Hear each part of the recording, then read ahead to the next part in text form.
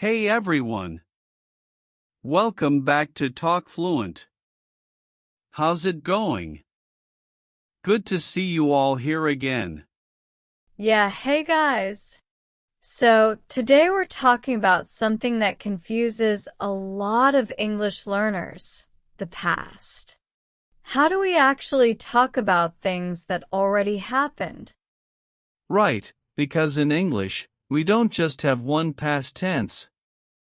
We have simple past, past continuous, past perfect, present perfect. It gets complicated fast. But here's the good news. Native speakers don't think about grammar rules when they talk about the past. They just know which one feels right based on the situation. And that's exactly what we're teaching you today. Not boring grammar rules, but how native English speakers naturally talk about past events. So before we dive in, if you're already finding this helpful, go ahead and hit that like button.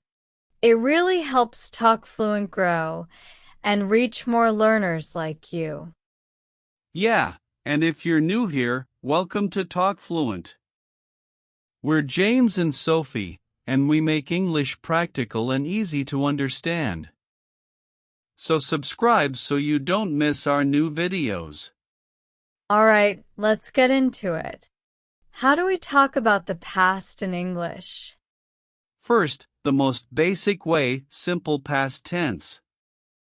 This is for actions that happened and finished in the past.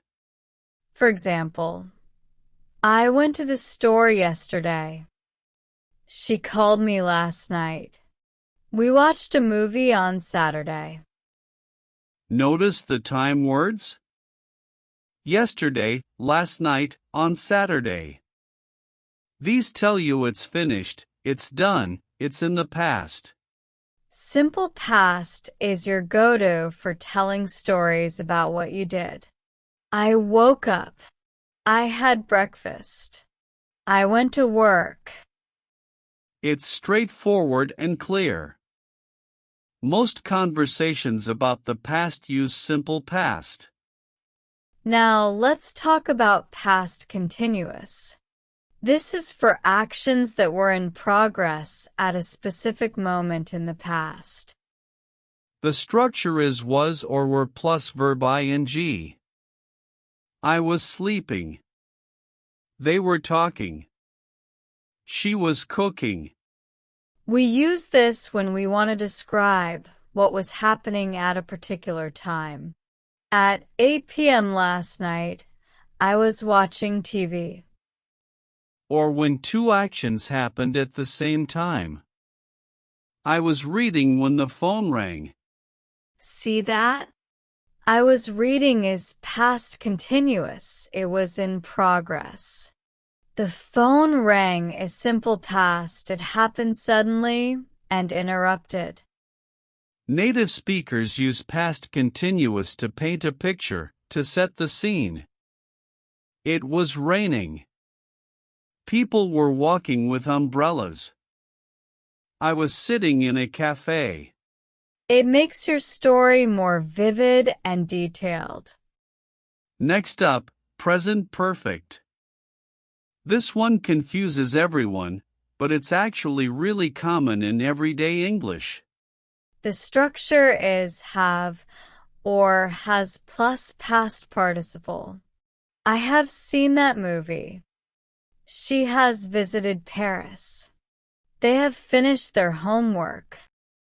We use present perfect when the exact time doesn't matter, or when something in the past connects to now. For example, I have been to Japan. You're not saying when, you're just sharing your life experience. Or, I have already eaten. Meaning, I ate sometime before now, so I'm not hungry right now. Another use. Have you seen my keys? You lost them in the past, but you still need them now. The past action affects the present moment. Native speakers use present perfect all the time for recent events. I've just finished work. She's already left. They've just arrived. Words like just, already, yet, ever, and never often come with present perfect. Have you ever been to London? I've never tried sushi. She's already seen that movie. Now, let's talk about past perfect. This is for talking about something that happened before another past event. The structure is had plus past participle. I had eaten before she arrived. So two things happened in the past. First, I ate. Second, she arrived. The one that happened first gets past. Another example, when I got to the station, the train had already left. First, the train left. Second, I got to the station. The earlier action uses past perfect, had left. We use past perfect to make the order of events clear. It shows what happened first when we're telling a story. I had never seen snow before I moved to Canada. First, I never saw snow. Then, I moved to Canada. Past perfect isn't super common in casual conversation, but it's really useful for storytelling and explaining sequences. So, let's put this all together with a real example. Imagine you're telling your friend about your weekend. On Saturday, I went to the beach. That's simple past, finished action. I was swimming when I saw a dolphin. That's past continuous plus simple past, setting the scene, and then an event happened. I'd never seen a dolphin before, so I was really excited. That's present perfect life experience up to now. My friend had told me that dolphins appear there sometimes, but I didn't believe it. That's past perfect, she told me before the weekend. See how native speakers naturally mix these tenses to tell a complete story? We don't think about the grammar, we just choose what feels right. Now, let's talk about time expressions because they help you choose the right tense. Simple past often comes with specific past times, yesterday, last week, in 2020, 2 days ago, when I was young. Past continuous often comes with at that moment, while, when, as, during. Present perfect often comes with ever, never, already, yet, just, recently, so far, up to now. And past perfect usually comes with before, after, by the time, when. So if someone says, "Have you ever tried Indian food?"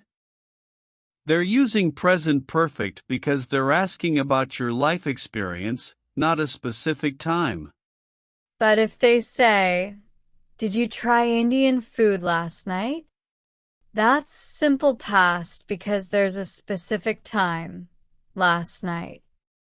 The time expression gives you a huge clue about which tense to use. Let's practice with some common situations. Imagine someone asks, "What did you do yesterday?" You answer with simple past. I went shopping, I met a friend, and we had lunch together. Now imagine someone asks, "Have you finished your homework?" You answer with present perfect. Yes, I've already finished it, or no, I haven't finished it yet. See the difference? What did you do yesterday? Uses simple past because there's a specific time. But have you finished your homework uses present perfect because they're asking about completion up to now, not about when you did it.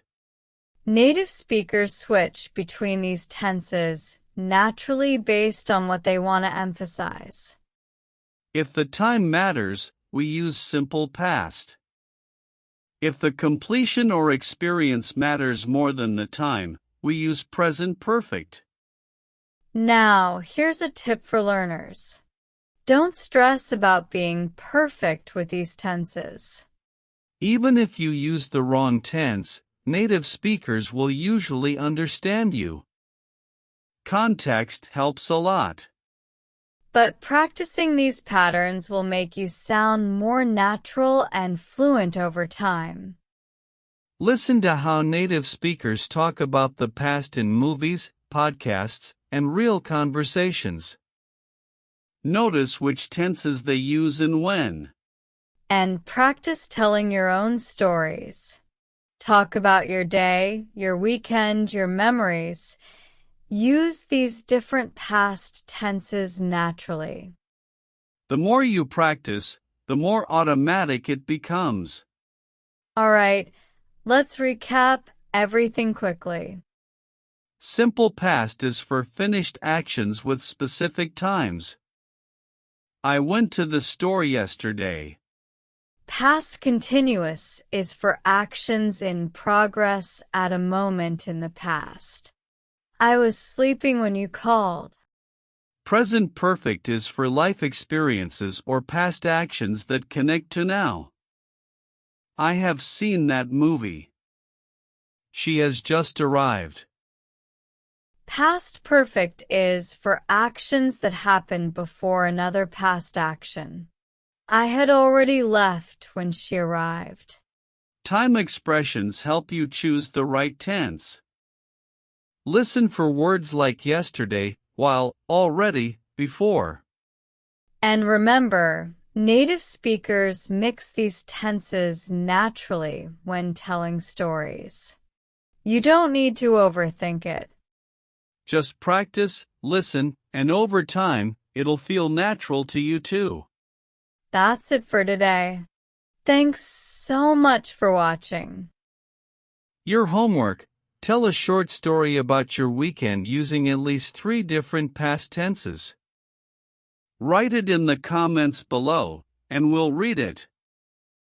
If this video helped clear up past tenses for you, hit that like button. It really helps Talk Fluent reach more English learners. And if you haven't subscribed to Talk Fluent yet, now's the perfect time. We post new English lessons regularly, and we're here to help you on your fluency journey. Thanks again for being part of the Talk Fluent community. We appreciate each and every one of you. We believe in you. See you in the next video. Bye.